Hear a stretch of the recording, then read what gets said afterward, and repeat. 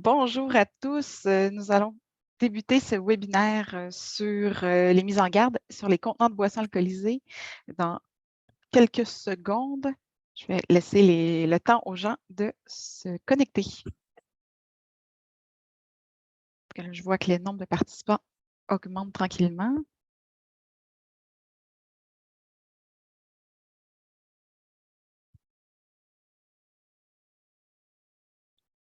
Parfait. Minute.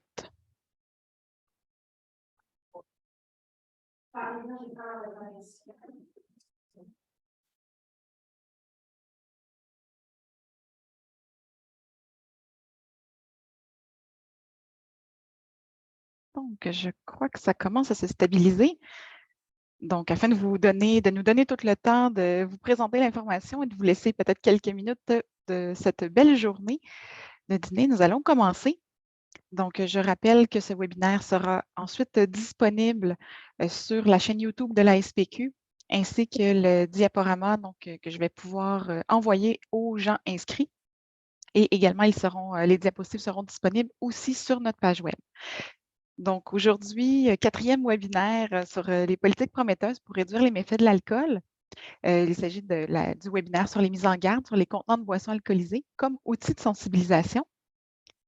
Donc, nous aurons la chance aujourd'hui d'avoir Mme Catherine Paradis, qui sera également conférencière pour venir nous discuter des fameuses mises en garde et étiquetages sur les contenants de boissons alcoolisées et leur efficacité notamment. Donc, je vais faire une première partie pour un peu faire un tableau du portrait législatif actuel, les options en termes d'étiquetage et vous faire un bref aperçu. Et ensuite, Mme Paradis pourra continuer. Donc, juste rapidement, petit mot récapitulatif habituel. L'Association pour la santé publique du Québec est un organisme à but non lucratif qui réunit partenaires citoyens et organisationnels qui a comme vision la santé durable. Donc, qui se veut plus de santé plus longtemps dans un environnement plus sain et plus sécuritaire pour les générations présentes et à venir. Et dans le cadre de nos activités, nous traitons notamment du sujet de l'alcool au Québec comme norme sociale, le marketing, particulièrement de l'alcool. Et nous avons fait plusieurs publications sur ces sujets, tous disponibles en ligne gratuitement sur notre page web. Et les présents webinaires sont notamment issus du recueil un peu de politique publique pour réduire les méfaits de l'alcool qui a été publié en 2022. Donc, toujours, là, si vous voulez plus d'informations, vous pouvez le télécharger. Donc, ces webinaires, là, comme je viens de le dire, s'inscrivent dans un contexte où l'alcool est mentionné comme étant un facteur de risque dans diverses problématiques sociales, de santé. Ça amène des coûts importants à la société. Et ce qu'on constate, c'est qu'il y a eu plusieurs nouvelles mesures ou en fait des initiatives intéressantes là, au Canada, dans le monde, dans d'autres provinces. Et donc, ça nous a inspiré d'en présenter quelques-unes dans le cadre de ces webinaires. Prochain webinaire d'ailleurs, dernier webinaire, le 27 avril. Donc, avant toute chose, je crois que c'est important un peu de dire qu'est-ce que c'est. C'est les mises en garde et qu'est-ce qu'on entend quand on veut parler d'étiquetage.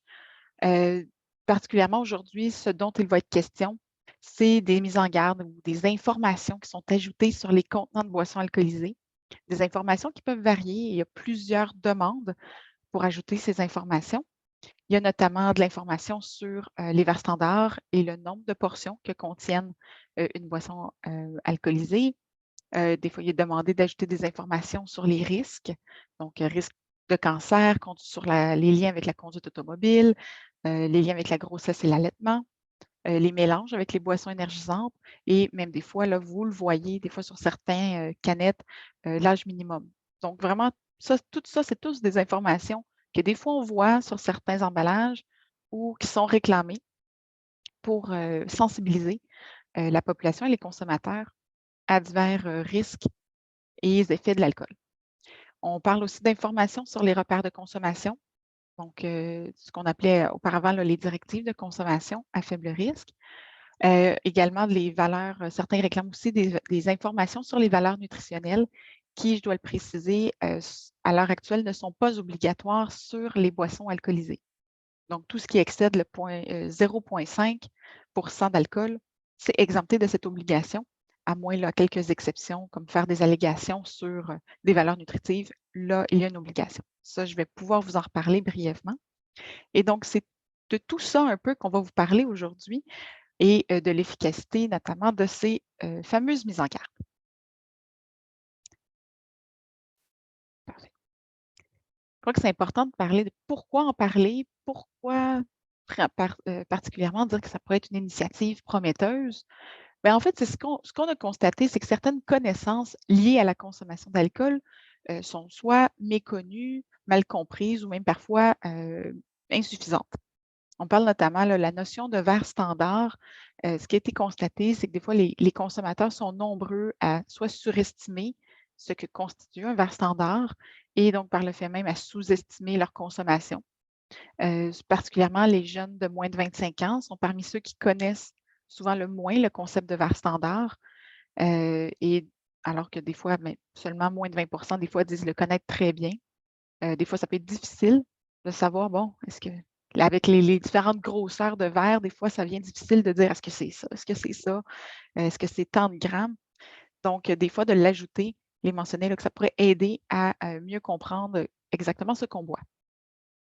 Le lien entre l'alcool et le cancer, au Canada, l'alcool est perçu comme étant souvent dangereux lorsque consommé en grande quantité il pourrait augmenter les risques liés au cancer. Et souvent, ce lien est méconnu selon les dernières statistiques. Et même parfois, bon, certains vont aller mentionner qu'il pourrait y avoir certains effets bénéfiques à la consommation d'alcool. Donc, plusieurs groupes se mettent d'accord pour dire que peut-être d'ajouter la mention sur les contenants pourrait aider à sensibiliser sur ce lien entre la santé et l'alcool. Et finalement, le lien pour la grossesse et l'allaitement. On sait que ça peut être particulièrement, il peut y avoir des risques pour le fœtus et pour le bébé. Et c'est près de 2 personnes sur 5 au Québec qui considèrent qu'il est sécuritaire pour la santé du bébé à naître qu'une femme enceinte consomme de l'alcool. Donc, face à ces statistiques, il y a plusieurs demandes pour ajouter des liens pour prévenir la consommation ou réduire la consommation d'alcool durant l'allaitement et la grossesse. Aussi, pourquoi en parler? C'est parce qu'on en parle de plus en plus, de cette fameuse mise en garde, de l'étiquetage de l'emballage.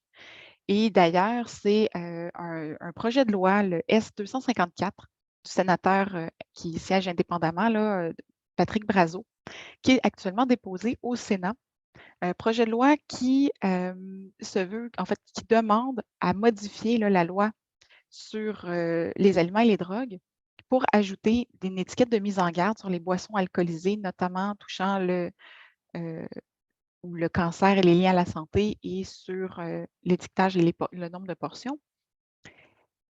Et force est de constater que ce projet de loi est toujours en discussion, est toujours en lecture au Sénat depuis novembre 2022. Donc, première lecture au Sénat terminée en novembre et deuxième lecture qui est toujours en cours, mais que ce n'est pas encore achevé. Et il n'y a toujours pas eu de lecture à la Chambre des communes, puisque c'est un projet qui a été déposé directement par le sénateur au Sénat.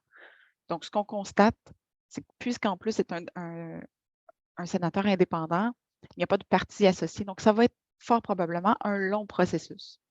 Très long processus, à moins qu'il y ait des demandes là, ou qu'il y ait une volonté du côté d'un des partis de la Chambre des communes pour en faire une priorité. Donc, c'est un sujet qui va être à surveiller dans les prochaines semaines, dans les prochains mois, voir jusqu'où ce projet de loi va aller. Mais vraiment, ça peut être très long. Et donc, c'est un sujet qu'on va discuter dans les prochaines semaines. Et les fameux, là, pour ceux qui l'auront entendu, quand certains, M. Mulcair est venu dire « Ne touchez pas à mon Saint-Émilion, à mon étiquette de Saint-Émilion et à ma bouteille », bien, on rentre vraiment dans le contexte de ce débat, à savoir, bon, jusqu'où on veut conserver nos étiquettes et la beauté qui est représentée là, qui est mentionnée par certains pour dire, bien, finalement, on voudrait peut-être ajouter des mentions de sensibilisation, donc des options de sensibilisation sur les étiquettes. Actuellement, souvent, c'est un débat et on pose souvent la question, mais est-ce que les provinces peuvent réellement faire quelque chose en matière d'étiquetage? La réponse est oui. il faut comprendre que l'étiquette est une compétence partagée entre le fédéral et le provincial, comme en fait l'est l'alcool.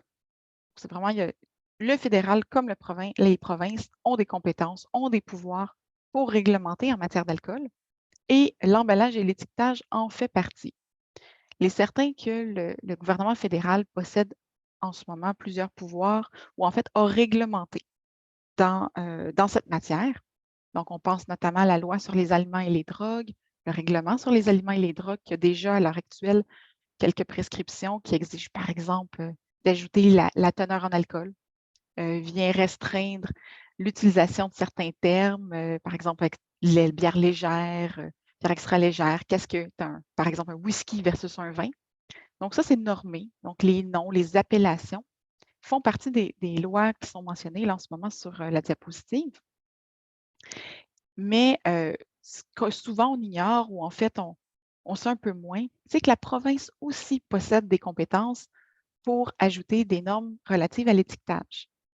Donc, on peut penser à l'heure actuelle, il y a une loi qui est la loi sur les produits alimentaires qui vient mettre certaines prescriptions pour les contenants de produits alimentaires, mais cette loi exclut les boissons alcoolisées. Donc, déjà, on pourrait avoir une option là, pour venir peut-être les inclure ou ajouter une loi ou des règles touchant l'alcool. On peut penser, là, on a des exemples au Québec. La loi concernant la lutte contre le tabagisme ajoute des normes comme ça sur les paquets de tabac et de cigarettes. Le Québec est venu normer la grosseur des mises en garde sur les emballages, contrairement au fédéral là, qui avait lui aussi émis des restrictions, notamment sur les images et d'autres messages. Mais le Québec est venu vraiment prescrire une grosseur minimale. Et donc, par le fait même, c'est venu restreindre certains types de formats d'emballage. La loi sur l'encadrement du cannabis aussi a un article dans sa loi qui vient dire que le Québec peut, si le juge opportun, adopter un règlement pour venir ajouter des normes sur l'étiquetage. Donc, c'est chose possible au Québec et cette compétence partagée, là, donc on peut voir des normes autant au fédéral qu'au provincial émerger et ça devrait pouvoir être le cas aussi de l'alcool. Quand on dit politique publique, on vient dire que le Québec, souvent, où le gouvernement a besoin de savoir si c'est des mesures qui peuvent être populaires ou acceptées par la population. Eh bien, 77 des adultes québécois, selon le sondage de l'ASPQ, c'est dit avec les G, c'est en accord pour obliger les messages de prévention sur les dangers de l'alcool durant la grossesse. Et 72 des Québécoises de 15 ans et plus en faveur d'ajouter des avertissements sur les boissons d'alcool en lien avec les risques. Donc, vraiment, on est dans une acceptabilité assez forte ici. Donc, les gens veulent ce choix éclairé, veulent obtenir l'information. Et c'est en fait la moitié des adultes québécois, donc plus de 50 qui jugent que l'étiquetage du nombre de portions standards d'alcool les aiderait à évaluer leur consommation. Donc, les aiderait à faire des choix éclairés. Et il faut le dire, au Canada, selon d'autres études, les Canadiens auraient tendance à préférer des étiquettes de plus grande taille et avec les informations là, que je vous disais sur le verre standard, les repères de consommation d'alcool et les risques à la santé. Et on ne serait pas les seuls si on décidait d'aller dans cette voie, que ce soit le Québec ou le Canada. Au Canada, il y a eu un projet pilote et Catherine Paradis pourra nous en discuter davantage. Projet pilote au Yukon et dans les territoires du Nord-Ouest dès 2017 là, pour créer une grande étiquette uniforme, colorée et obligatoire sur les boissons alcoolisées pour prévenir contre les risques de cancer et de consommation lors de la grossesse. Suivant des fortes pressions de l'industrie, l'étiquette sur le lien entre le cancer et l'alcool a dû être abandonnée et est resté finalement les liens sur la grossesse et des évaluations de ce projet ont été faites. Donc, ça va être intéressant d'en entendre parler davantage tout à l'heure. Et autre que le Canada, plusieurs pays vraiment en font et en exigent de telles étiquettes. On peut penser, par exemple, à l'Irlande, qui a revu toute sa loi sur la santé publique liée à l'alcool récemment et qui est venue ajouter des étiquettes concernant justement les risques à la santé liés au cancer, mais aussi des liens mélangeant, par exemple, la conduite automobile sous les effets de la consommation d'alcool. Donc, ça, c'est des modèles très intéressants. Corée du Sud également sur les liens lors de la grossesse. Afrique du Sud qui font un échange de messages à la santé, un peu comme ce qu'on peut voir en cannabis là, au Canada. La France et l'Australie et la Californie sont d'autres exemples. Vous avez l'exemple sur la diapositive de la Californie qui font les liens avec l'alcool et la conduite et les effets de l'alcool. Et l'Union européenne, à l'heure actuelle, suivant un rapport d'un comité, d'une commission sur l'étiquetage, étudie toujours la question. Donc, vraiment, ça se fait déjà partout ailleurs dans le monde. Et donc là, on peut se demander, et le projet pilote au Canada, ça fait déjà plus de 5 ans, on peut se demander où en sommes-nous et est-ce efficace et pourquoi ne pas aller de l'avant avec une telle politique? Et pour en jaser, bien, je vais passer la parole à Mme Catherine Paradis du Centre canadien sur les dépendances et l'usage de substances pour venir discuter là, davantage des effets d'une telle mesure. Donc, à toi la parole, Catherine. Merci d'être présente, premièrement. Merci Marianne, merci de m'avoir invitée. Est-ce que vous voyez bien mon écran pour le moment? Mais je pense que je dois le mettre en mode diapo. Voilà, ça fonctionne bien? Moi, je vois. Donc, j'imagine que nos participants également, juste écrire dans le Q&A, là, le Q&A, Oui, c'est si beau. jamais il y a quoi que ce soit. Parfait, merci. Merci Marie. Bon, alors oui, merci Marianne. Merci de m'avoir invitée. Alors, mon nom est Catherine Paradis. Je suis directrice associée à la recherche par intérim au Centre canadien sur les dépendances et l'usage de substances. C'est moi qui ai le privilège d'être avec vous aujourd'hui, mais je dois vraiment souligner là, que je suis ici beaucoup au nom de ma collègue Erin Hoban, qui est vraiment l'une des plus éminentes scientifiques au monde en ce qui concerne l'impact de l'étiquetage des contenants d'alcool. Et puis, au courant des prochaines minutes, c'est d'ailleurs les résultats de ces études dont je vais essentiellement vous parler. Mais avant ça aussi, je vais vous donner quelques éléments de contexte. Alors, sans plus tarder, on y va avec le plan de cette présentation-là. Mon objectif dans les prochaines minutes, en fait, il est quadruple. Premièrement, je vais vous présenter quelques données sur la consommation d'alcool et ses conséquences au Canada. Deuxièmement, je vais mettre en évidence certaines recommandations clés d'experts concernant l'étiquetage au Canada et ailleurs dans le monde. Troisièmement, je vais partager avec vous les résultats de la revue systématique la plus récente qu'on a quant à l'impact des étiquettes sur les contenants d'alcool. Et puis finalement, je vous présenterai puis discuterai avec vous de ce que ces résultats pourraient signifier d'un point de vue politique, quelles seraient les actions viables et quels autres facteurs doivent être pris en compte. Mais avant toute chose, commençons par placer la question de l'alcool dans son contexte.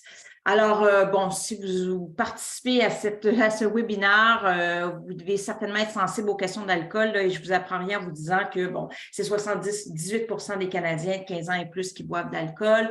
On a 23% qui consomment de manière excessive. Et puis, je voulais mettre cette donnée-là, qu'il y a 40% qui boivent plus de 6 verres par semaine, qui correspond là, à la borne supérieure de la zone de risque modérée quant aux méfaits liés à l'alcool, tels que l'indiquent les nouveaux repères canadiens sur l'alcool et la santé. Il y a aussi la pandémie, hein, il faut en parler. La consommation d'alcool a été en hausse suivant la pandémie. Bien sûr, il y a des gens qui l'ont diminué, mais il y en a qui l'ont augmenté. Mais pour moi, une donnée qui a certainement été préoccupante pendant la pandémie, c'est celle selon laquelle un Canadien sur 4, en fait 18% nous ont dit pendant la pandémie que lorsqu'ils buvaient, ils prenaient toujours 5 verres ou plus par occasion. Donc, ça, c'est un chiffre comme on n'en avait jamais vu avant au Canada. Bien entendu, la façon dont les Canadiens consomment de l'alcool n'est pas sans conséquence pour eux puis pour la société. La première ligne est plus bonne là, de cette slide-là. On va y arriver dans la prochaine slide. Désolée pour ça. Mais bon, qu'est-ce qu'on sait? On sait qu'il y a plus de 18 000 décès par an qui sont dus à l'alcool. Il y a plus d'hospitalisations directement causées par l'alcool que par les crises cardiaques, les opioïdes ou le cannabis. Une donnée québécoise, chaque jour au Québec, 7 enfants, adolescents, jeunes âgés entre 12 et 24 ans sont admis aux urgences pour une intoxication aiguë à l'alcool. On sait aussi, selon les résultats de l'enquête CPADS, Canadian Post-Secondary Alcohol and Drug Survey, cette étude-là a montré que plus de la moitié des étudiants, en fait 56% des étudiants postsecondaires signalent des méfaits causés par leur propre consommation d'alcool au courant des 30 derniers jours seulement. On sait aussi que la pandémie a augmenté le nombre d'hospitalisations attribuables à l'alcool. On dit ici 5%, mais depuis, il y a des données qui sont sorties de l'Alberta, notamment, où le nombre d'hospitalisations pour hépatite alcoolique a augmenté de 90,5% entre mars et septembre 2000. Fait évidemment, ces résultats sont préoccupants, mais ils ne sont pas surprenants car la plupart des Canadiens boivent de l'alcool tout en étant généralement assez inconscients de l'étendue et de la portée des risques posés par l'alcool. C'est un fait malheureux auquel on tente, qu'on tente de corriger. Il faut aussi parler des coûts de l'alcool. C'est ça, je l'ai dit, la slide précédente, la première donnée n'était pas actualisée parce qu'en fait, les données les plus récentes sont sorties la semaine dernière, là, selon lesquelles en 2020, l'usage de substances, l'ensemble des substances au Canada a coûté plus de 49 milliards, soit 1 291 $ par personne.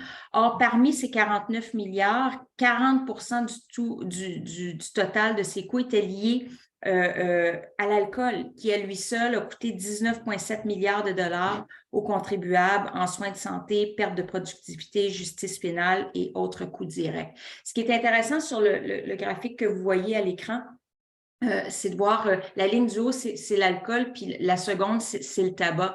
Puis en 2007, les coûts reliés à l'alcool, au tabac étaient à peu près semblables. Or, au cours des 14 dernières années, ce qu'on voit, c'est que l'écart entre les deux est de plus en plus prononcé. Les auteurs de l'étude expliquent cela par les différentes politiques liées à les différentes politiques qui ont été établies depuis 14 ans pour ces deux différentes substances.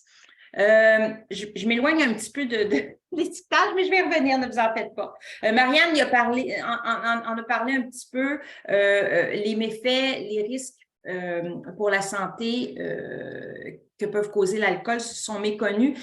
Sur la diapo, vous voyez les résultats d'une étude qui date, qui est de 2014, mais qui était quand même intéressante parce qu'il demandait si les gens connaissaient vraiment différents types de méfaits.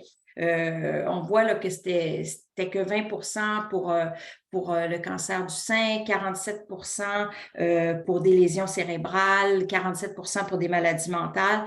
Ce qui est intéressant de constater, c'est que les fumeurs connaissent les risques.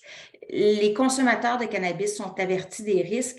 Les personnes qui mangent trop de sucre savent généralement ce que ça peut entraîner, mais les personnes qui consomment de l'alcool le savent généralement beaucoup moins. Puis les plus récentes données qu'on a par rapport au lien alcool-cancer, ça oscille généralement entre 24% et 56% des gens qui rapportent connaître ce lien alcool-cancer. Outre ce lien-là, jusqu'à tout récemment, les Canadiens connaissaient aussi très peu les directives de consommation d'alcool à faible risque ou le concept de verre standard dont Marianne a parlé, parce que les étiquettes actuelles sur les boissons alcoolisées n'indiquent pas la teneur en alcool des boissons sous une forme qui soit compatible avec les directives de consommation d'alcool à faible risque ou le concept de verre standard. En fait, au printemps 2021, dans le cadre des travaux de la mise à jour des directives de consommation d'alcool à faible risque, on a fait une consultation publique pour savoir ce à quoi les gens accordent de l'importance en matière de santé d'alcool et ce qui, selon eux, serait utile et pertinent de savoir. Parmi les 5000 personnes intéressées par cette question, il y en avait plus de 62% qui avaient déclaré qu'ils ne connaissaient pas les directives de consommation d'alcool à faible risque. Puis parmi les contributeurs à l'étude qui connaissaient les directives, la deuxième raison la plus souvent citée pour ne pas utiliser les directives de consommation d'alcool à faible risque, c'était en fait qu'ils ne savaient pas c'était quoi un verre standard. Il n'y en avait franchement aucune idée. C'est sur la base de ces faits qu'en janvier 2020, le Comité consultatif de la stratégie nationale sur l'alcool a a présenté des nouvelles recommandations au gouvernement fédéral, dont une qui était d'adopter une législation exigeant l'étiquetage de boissons alcoolisées avec des informations sur le nombre de verres standards et les risques pour la santé. Cette recommandation-là s'alignait avec les travaux de l'OMS, qui, elle aussi, a jugé prioritaire que soient fournies aux consommateurs des informations sur des étiquettes quant aux méfaits de l'alcool. Puis, en fait, je voudrais souligner que cette situation où les gens ignorent des informations de base là, quant aux risques causés par l'alcool, c'est pas propre au Canada. En fait, la situation n'est pas sans rappeler celle d'autres pays qui ont récemment révisé leur directive de consommation d'alcool à faible risque et où les experts ont jugé essentiel de formuler des recommandations claires en matière de transfert de connaissances, voire d'étiquetage. En France, le groupe d'experts mandaté par la Direction générale de la santé a conseillé de promouvoir un avertissement sanitaire général selon lequel toute consommation d'alcool présente des risques pour la santé. Ils ont aussi recommandé d'apposer des étiquettes d'avertissement, de nutrition et de nombre de verres standards sur les contenants d'alcool. Au Royaume-Uni, le rapport qui a été remis aux Chief Medical Officers indique que des avertissements sanitaires et des messages cohérents devraient figurer sur toutes les publicités, tous les produits et tous les contenants d'alcool. Et puis en Australie, où la mise à jour des directives de consommation d'alcool à faible risque a été publiée eux aussi assez récemment, là, en janvier 2021, dans ce pays-là, les avertissements relatifs à la grossesse sont désormais obligatoires, tout comme l'étiquetage du nombre de verres standards. Finalement, vous en avez peut-être entendu parler, mais dans le rapport sur les nouveaux repères canadiens sur l'alcool et la santé, il est apparu essentiel aux auteurs du rapport de rappeler que les Canadiens allaient avoir besoin d'un coup de pouce de la part des gouvernements pour suivre ces repères s'ils le souhaitaient et que parmi les politiques liées à l'alcool, l'étiquetage obligatoire apparaissait essentiel et obligatoire. En fait, ça fait référence à ce droit de savoir là, auquel Marianne a aussi fait allusion. Pourquoi des étiquettes? Bien, elles sont intéressantes en raison de leur faible coût pour les organismes de réglementation, de leur capacité à rejoindre les consommateurs et de leur grande visibilité chez les plus grands consommateurs d'alcool. Les étiquettes sont aussi un outil unique car le consommateur y voit des messages clés à des moments clés, c'est-à-dire au moment d'acheter le produit, au moment de le consommer, de le verser. Bien sûr, on entend souvent des objections à l'effet que quand on est dans un restaurant ou dans un bar, on n'a pas accès au contenant et que donc on ne le verrait pas et que par conséquence, les étiquettes pourraient être inutiles. Quand on est au restaurant, on n'a pas non plus accès là, à l'emballage duquel provient notre poulet, nos haricots verts ou notre riz. Là. Puis, ça ne nous empêche pas de continuer à poser des étiquettes de valeur nutritive sur ces produits-là, même si parfois on les consomme au restaurant et qu'on ne voit pas les emballages. Sur une large base de données bien étayée là, sur le sujet indique que des étiquettes de mise en garde contre, par exemple, le tabac de couleur vive, de grande taille avec des gros caractères, des images, des pictogrammes et des messages sanitaires qui sont clairs peuvent accroître les connaissances des consommateurs sur les risques pour la santé, modifier les perceptions sociétales des risques liés aux produits et même changer des comportements dans la population. Le Canada est un leader mondial dans la conception d'étiquettes efficaces pour les produits de tabac et du cannabis, mais l'alcool n'est pas concerné par ces mesures d'étiquetage.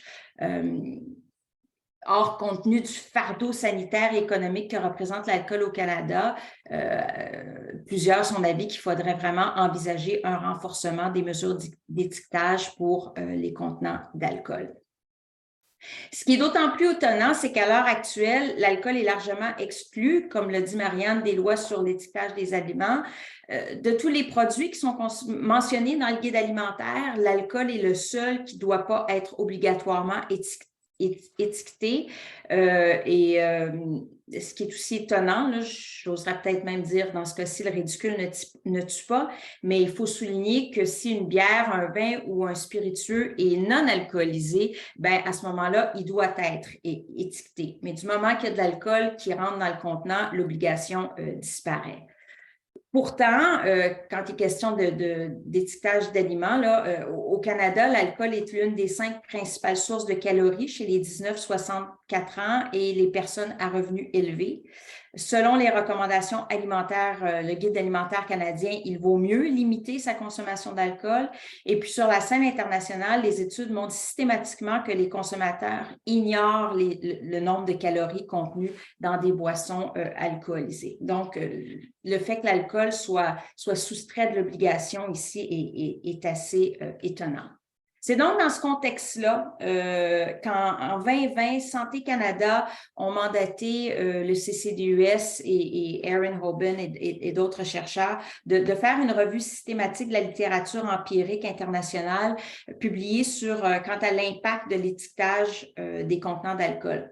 L'objectif primaire de cette étude-là, je dois le mentionner, c'était d'évaluer l'impact des étiquettes comportant des informations nutritionnelles. Marianne nous a parlé des différents types d'étiquettes. L'objectif principal ici, c'était l'impact des étiquettes nutritionnelles. Par contre, avec tout le contexte qui se passait alentour, on a ensuite ajouté un deuxième objectif à la revue systématique qui était, lui, d'évaluer l'impact d'étiquettes comportant des messages de santé, des informations sur le nombre de verres standards ainsi que sur les directives de consommation d'alcool à faible risque. L'étude s'est attardée aux variables suivantes, soit l'impact sur si les gens, en fait, les remarquaient, les étiquettes, les remarquaient, les retenaient, comment ils les comprenaient, s'il y avait un appui pour ces étiquettes-là, l'impact sur les intentions d'acheter ou de consommer de l'alcool et puis finalement l'impact sur la consommation d'alcool en tant que soi. Alors, qu'est-ce qu'on a trouvé? Eh bien, les gens ignorent largement le contenu énergétique des boissons alcoolisées et le fait de fournir des informations sur les calories à même les contenants d'alcool pourrait effectivement aider les gens à estimer avec beaucoup plus de précision le nombre de calories contenues dans l'alcool. Dans les études retenues, les participants estimaient que les consommateurs ont le droit de connaître le contenu nutritionnel des produits qu'ils ingèrent et que les étiquettes d'information nutritionnelle permettraient aux consommateurs qui le souhaitent de prendre des décisions plus éclairées. En ce qui a trait à l'impact sur la consommation d'alcool en tant que tel, les preuves retenues ont été insuffisantes pour conclure avec certitude que les informations nutritionnelles figurant sur les étiquettes auraient un impact réel sur la consommation d'alcool. Néanmoins, je vais juste revenir, il ressortait non, excusez-moi, je suis mélangée, on est primaire, secondaire, voilà. Maintenant, quant à l'impact des étiquettes avec des messages de santé, des informations sur le nombre de verres standards et des directives de consommation d'alcool à faible risque, voici ce qu'on a trouvé. Quand il y avait ces étiquettes-là, il y avait une meilleure connaissance des directives de consommation d'alcool à faible risque. C'est ce qui est ressorti d'études au Canada et au Royaume-Uni. Il y avait aussi une meilleure connaissance ou les participants avaient une meilleure perception des risques que pose l'alcool pour la santé, y compris des risques graves, mais relativement inconnus que sont le cancer. Ce qui est intéressant, ça va tout à fait en lien avec ce que Marianne a montré précédemment. La majorité des participants étaient favorables aux étiquettes standardisées avec des messages de santé, des informations de verres standards et des directives sur les limites de consommation. Par contre, encore une fois, les preuves quant à l'impact des étiquettes, de ce type d'étiquette-là, sur les intentions de consommer ou sur la consommation réelle d'alcool étaient en fait mitigées. Certaines études indiquaient un effet nul sur les intentions, alors que d'autres ont plutôt démontré une diminution des intentions et de la consommation d'alcool, mais on ne peut pas conclure ici avec certitude. Néanmoins, il ressort que l'exposition à ce type d'étiquette-là, comparée aux étiquettes sur l'alcool telles qu'on les connaît en ce moment, là, avec juste un volume d'alcool, permet d'estimer beaucoup plus précisément la quantité d'alcool contenu dans un contenant, le nombre de verres standards dans un contenant et ainsi que le nombre de verres standards en fait, le nombre de standards associés à des directives de consommation d'alcool à faible risque. Oups, j'accroche mes boutons, excusez-moi. je dois aussi vous parler évidemment de l'étude de mes collègues Erin Hoban et Tim Stockwell dont Marianne a parlé. C'est une étude donc qui a fait beaucoup jaser dans les médias pour les raisons que Marianne a dites, c'est-à-dire que l'industrie de l'alcool s'est interposée et a obligé, dans un premier temps, un arrêt de l'étude, puis ensuite des modifications au protocole de recherche. Tout ça est bien documenté dans des articles là, avec révision des pairs, si ça vous intéresse. Mais pour aujourd'hui, ce qui nous intéresse, c'est quand même les résultats de cette étude qui ne sont pas banals. Alors, avant l'intervention, ce qu'ils ont fait, hein, c'est qu'au Yukon, dans 2 villes différentes, dans une des villes, ils ont étiqueté absolument toutes les bouteilles d'alcool avec une de ces 3 étiquettes-là. Et dans un lieu contrôle, il n'y avait absolument aucune étiquette. Et donc, après une période d'exposition, ils comparaient des résultats. Avant l'intervention, il y avait seulement 35% des consommateurs de Whitehorse qui connaissaient les directives de consommation d'alcool à faible risque et seulement 24% qui connaissaient le lien entre l'alcool et le risque de cancer. Suivant l'intervention, les consommateurs qui avaient été exposés aux nouvelles étiquettes à Whitehorse avaient 10% de chances de plus de connaître le lien entre l'alcool et le cancer.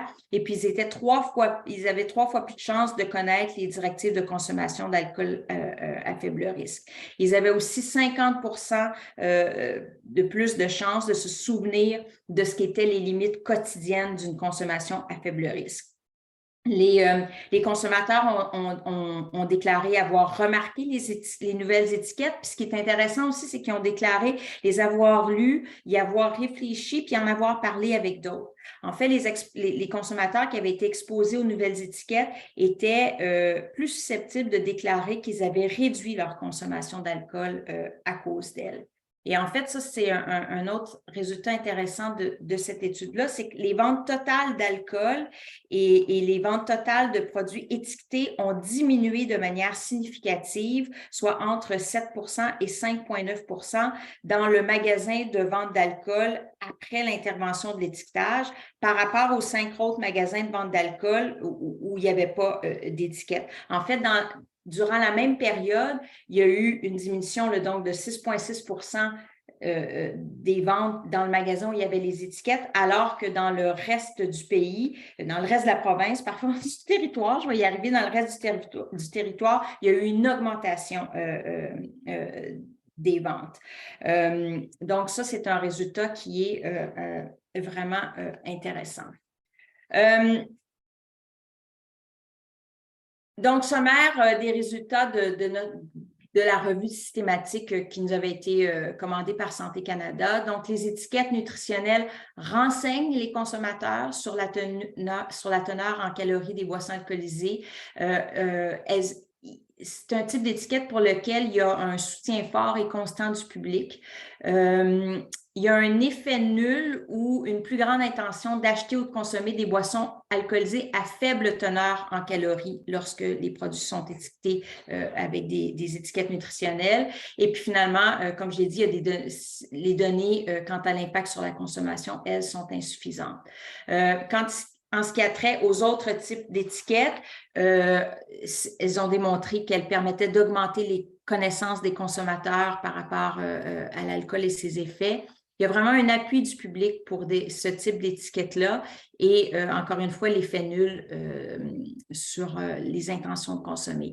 L'appui du public, je vais y revenir aussi parce que ce qui n'est pas là dans ma présentation, mais qui est important de faire ressortir aussi, qui a fait l'objet d'une publication, c'est que quand les gens avaient été exposés aux étiquettes, leur connaissance augmentait et à partir de ce moment-là, ils exprimaient aussi un plus grand support pour des politiques liées à l'alcool. On pense là aux plus efficaces qui sont une diminution de l'accessibilité économique ou physique, les Best Buy de l'Organisation mondiale de la santé. Là, les gens exprimaient un plus grand support pour toutes ces mesures-là une fois qu'ils avaient été exposés aux étiquettes de mise en garde. Oui, cette dernière slide-là, elle a pour but de souligner l'importance de la conception des étiquettes. On ne peut pas juste dire on va mettre des étiquettes puis mettre n'importe quoi. Là. Le format, la taille et le contenu des étiquettes d'alcool a vraiment une très grande importance. Les différents types d'étiquettes sur les contenants d'alcool qui ont été examinés dans notre étude, dans la revue systématique, ne peuvent pas être perçus là, comme des solutions uniques, mais vraiment comme des outils potentiellement complémentaires qui fournissent des informations distinctes. Il en faut de plusieurs types. Les résultats de l'examen n'ont pas permis d'établir avec certitude que les étiquettes nutritionnelles modifieraient les intentions ou les comportements en matière de consommation d'alcool. Pour ce faire, il est probable qu'il faudrait vraiment des étiquettes bien conçues, de couleurs vives, de grande taille et comportant des messages en rotation. Ça, c'est très important. Il faut qu'il y ait une alternance de différents messages. Donc, les personnes là, qui réfléchissent, dont c'est le métier là, de réfléchir à une politique d'étiquetage de l'alcool, devront vraiment s'interroger sur la meilleure façon de faire correspondre la conception et le contenu de l'étiquette à l'objectif de la politique. Il faut vraiment que ça soit cohérent, tout ça. Et donc, sur la slide ici, ce que vous voyez, ce sont des exemples d'étiquetage relatifs à la santé qui pourraient avoir une forte résonance auprès des Canadiens, notamment celui sur la santé mentale, parce que, je dois le dire, là, durant les 22 mois auxquels on s'est attardé à la mise à jour des directives de consommation d'alcool à faible risque, nos consultations publiques nous ont vraiment amené à comprendre que les gens sont très préoccupés du lien entre l'alcool et la santé mentale. Bien sûr, c'était dans un contexte pandémique, on le comprend, mais quand même, voici le type d'étiquettes qui pourraient exister. Donc, sur la base des informations que je viens de vous présenter, les messages clés à retenir sont les suivants. L'alcool est associé de manière causale à un fardeau sanitaire et économique important au Canada. Le public est peu sensibilisé quant au risque pour la santé de l'alcool, quant à ce qu'est un verre standard et quant à la teneur en calories des boissons alcoolisées. Il est prouvé que des étiquettes de produits bien conçues peuvent éclairer les choix des consommateurs et pourraient aussi modifier leur comportement. Afin de favoriser une consommation d'alcool plus éclairée, nous avons la possibilité de renforcer la manière dont sont étiquetés les contenants d'alcool en ce moment au Québec et au Canada, comme l'a mentionné Marianne. Et puis finalement, les données que je viens de vous présenter s'alignent sur les recommandations de l'OMS ainsi que celles du Comité consultatif de la stratégie nationale sur l'alcool, exigeant que les étiquettes de contenants d'alcool contiennent des informations sur le nombre de verres standards, les risques pour la santé et la sécurité, ainsi que le contenu nutritionnel. Et voilà, je m'arrête ici, Marianne, et je te recède la parole. Bien, merci beaucoup, Catherine, pour toutes ces informations. Je pense que vraiment, on peut voir que c'est un outil de sensibilisation qui peut être très porteur d'ajouter des informations sur les contenants de boissons alcoolisées. Et ce qu'on peut retenir aussi, c'est que finalement, aussi, qu'est-ce qu'on en fait, puis comment on met ces mises en garde, finalement, ça peut avoir toute une portée. Donc, leur grosseur, la couleur, où est-ce que c'est mis sur un contenant. Et là, je vais juste repartager là, mon écran. Peut-être, Catherine, cesser de ton côté le partage, s'il te plaît. J'ai comme plus accès, là. Je suis un peu, on va essayer. Peux-tu me bypasser? Je vais essayer ça. On va essayer. Je pense que je peux. Ah, je crois que ça y est. Ah, voilà. Donc, je vais passer à la prochaine diapositive. Donc ça, je vais y revenir, mais quand on dit que le format a vraiment tout son sens, je vais juste faire une brève aparté.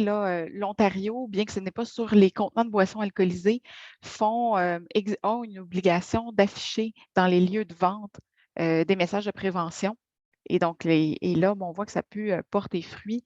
Donc, c'est la loi de Sandy en Ontario qui a cette exigence. Pour ceux qui sont intéressés en apprendre davantage, là, on a fait une petite infographie, une étude de cas qui est aussi disponible sur notre site Web. Et en conclusion, là, ce que j'ai le goût de dire, c'est que c'est vraiment une politique qui peut être envisagée. On a des beaux exemples un peu partout, que ce soit au Canada, que ce soit aussi à travers le monde, mais qu'il ne faut pas négliger si on vient ajouter cette mise en garde tout l'aspect d'application et de où on met ces mises en garde, parce que finalement, c'est le fait de la dimension, comme je disais, l'emplacement, la clarté du message, parce que ça aussi, c'est souvent discuté. Est-ce que le message est bien compris, moins bien compris? La concision et le visuel graphique qui vient avoir tout l'impact des messages qui vont être apposés. Et quoi qu'il en soit, qu'on y croit plus ou moins, mais au moins, juste le fait d'en parler, qu'aujourd'hui on en parle, que Catherine puisse démontrer là, les rapports et les efficacités, ça donne un effet de signal, un effet là, de rétention auprès des gens. Et donc, juste ça, ça a un effet de sensibilisation extraordinaire. Et quand on parle d'application de la loi, je termine avec ce petit exemple parce qu'une image vaut 1000 mots et j'aime bien les images. Donc, voyez-vous sur cette diapositive où est le message de sensibilisation? Eh bien, je vous le montre. Il est ici, dans le coin. Donc, buvez avec modération et carte d'identité obligatoire. Donc, quand on dit que oui, c'est bien beau apposer un message, un tant soit peu qu'il soit visible pour la population, pour avoir un effet. Donc, sans d'autres mesures, sans exiger des fois des grosseurs, des clartés de message, un visuel graphique intéressant, bien, ça ne donnera pas grand-chose, ça c'est certain, mais je crois qu'on a tous les outils en main là, pour rendre ça intéressant. Prochain webinaire, c'est l'encadrement du prix de l'alcool le 27 avril prochain.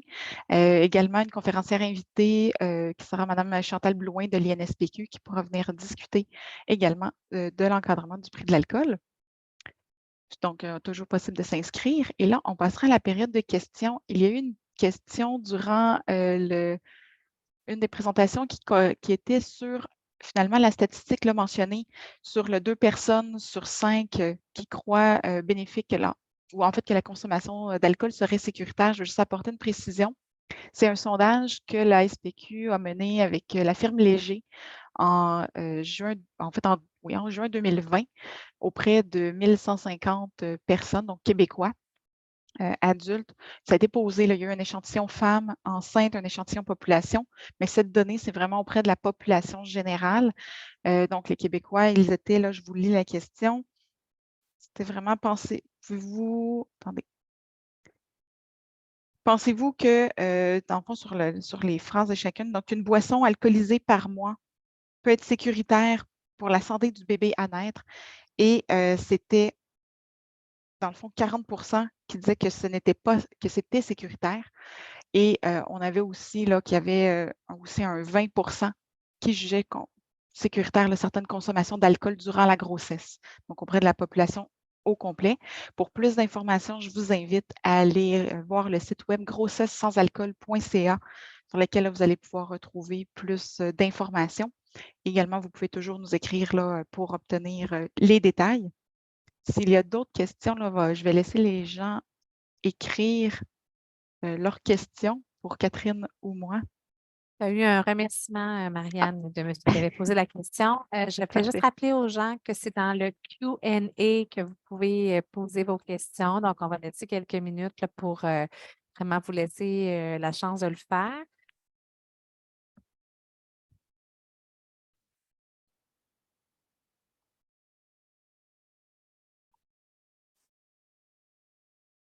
Je vois rien qui apparaît. Donc, si c'est quelqu'un qui est en train de poser une très, très, très longue question, peut-être juste vous faire voir par une lettre ou quelque chose qu'on ne vous échappe pas.